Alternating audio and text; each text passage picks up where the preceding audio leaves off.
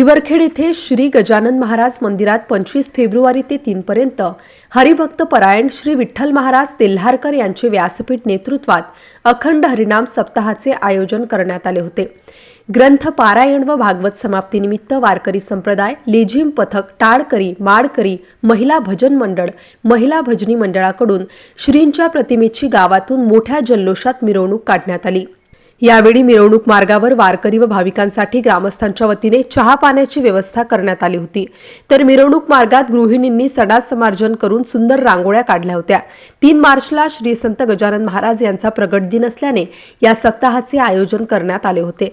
तर प्रगट दिनाच्या पूर्वसंध्येला 2 मार्च रोजी हिवरखेड गावातून श्रीच्या प्रतिमा रथाची जल्लोषात मिरवणूक काढण्यात आली। यावेळी स्थानिक ग्रामस्थांनी मोठ्या संख्येने यामध्ये सहभागी होऊन आनंद द्विगुणित केला।